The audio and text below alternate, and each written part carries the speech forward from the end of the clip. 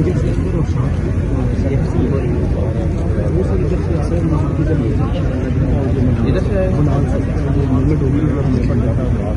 इंशाल्लाह से वो अच्छा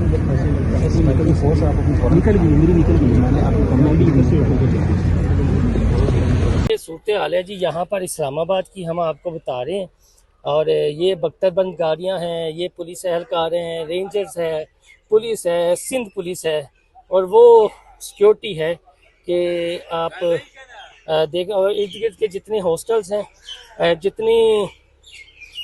बिल्डिंग्स हैं वो खाली करवा ली गई हैं और ये कहा गया है कि किसी को कानून हाथ में नहीं दिया जाएगा, बल्कि जो भी कानून तोड़ेगा उसके साथ आहनी हाथों से निपटा जाएगा।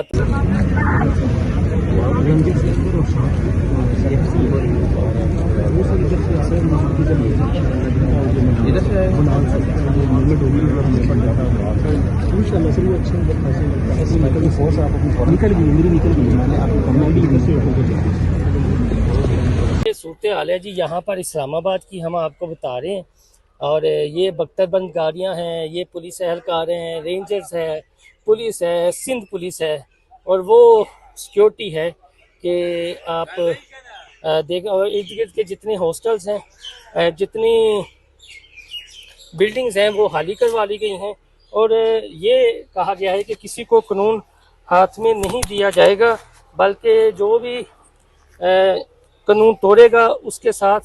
आहनी हाथों से निपटा जाएगा।